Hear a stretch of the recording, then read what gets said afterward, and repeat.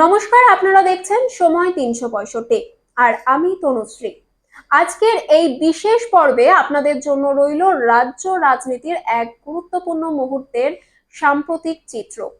বিধানসভা নির্বাচন আর মাত্র কয়েক মাস ধরে, আর ঠিক তার আগেই বাংলার রাজনীতি যেন ধেয়ে যাচ্ছে এক টালমাটাল দ্বন্দ্বের দিকে। একদিকে বিজেপি শাসিত রাজ্যগুলিতে বাংলা ভাষীদের উপর একের পর এক হামলার অভিযোগ, অন্যদিকে রাজ্যের মাটিতে বাড়ছে রাজনৈতিক উত্তেজনার পারদ।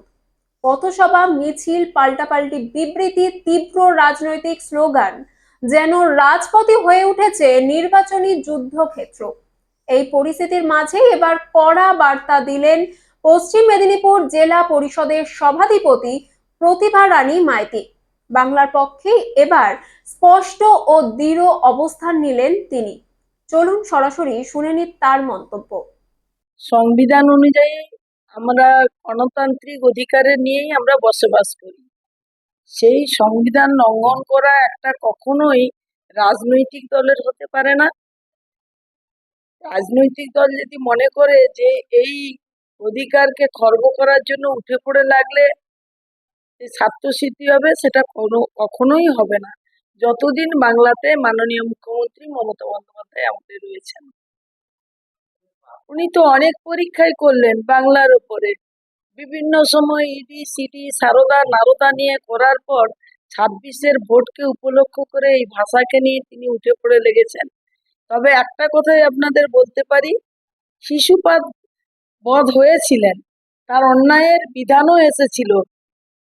যখন শ্রীকৃষ্ণকে জিজ্ঞেস করেছিল যে এত অন্যায়ের পর কেন উনি এভাবে চালিয়ে যাচ্ছেন, বলছেন ওনার 101টা অন্যায় পূরণ হোক, তখন অবশ্যই তিনি ধরাধাম থেকে সরে যাবেন।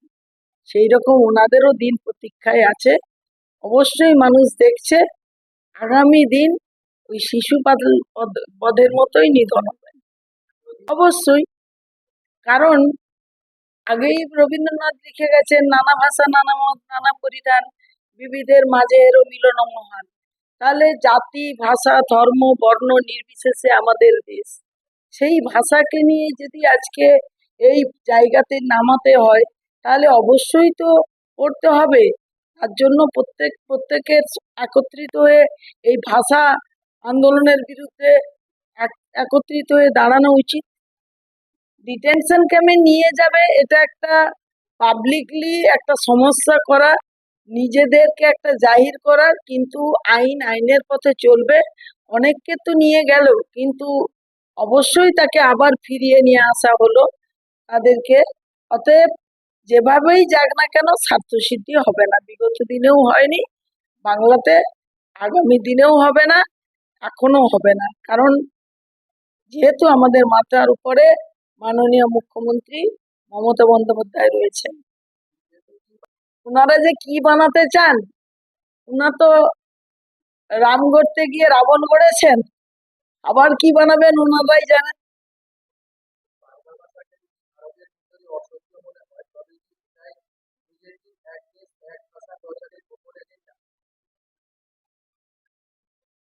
এখন কি করে বলবো বলুন তো, ওনারা কি এজেন্ডা নিয়ে চলছেন। তবে আপনারা তো জানেন যে আমি অনেক কিছুই বলতে পারি, কারোর বলার স্বাধীনতা তো খর্ব হবে না। দেশ যেহেতু স্বাধীনতা লাভ করেছে, সে জায়গা থেকে করাটা নিশ্চয়ই একটা আইনের দ্বারস্থের মধ্য দিয়েই করতে হবে। ওনারা যাই চান না কেন আগামী দিনে কোনোটাই সফলতায় পর্যবসিত হবে না। ইতিহাসে দ্বিতীয় জারের কথা পড়েছেন, তিনি মৃত্যুর পরে লিখেছিলেন, আমি বাস্তবে যা কিছু স্বপ্ন দেখেছিলাম সব বিফলতায় পর্যবসিত হয়েছে। বিজেপি যাওয়ার আগে সেটাই লিখে যাবে। বাংলা নিয়ে কোনো ছল চাতুরি বরদাস্ত নয়, সভাধিপতির কণ্ঠে ছিল এমনই এক সোজা সাপটা বার্তা। রাজনৈতিক উত্তাপের মাঝে এই বক্তব্য যেন হয়ে উঠল এক নতুন সুর, যা স্পষ্টভাবে বাংলার আত্মমর্যাদার পক্ষে দাঁড়াচ্ছে। এই প্রতিবেদন এখানেই শেষ নয়। সময় 365-তে আপনারা পেতে থাকবেন আরো এক্সক্লুসিভ আপডেট, ভিতরের খবর আর বিশ্লেষণ। আমি তনুশ্রী আবারও ফিরে আসছি খুব তাড়াতাড়ি। দেখতে থাকুন সময় 365।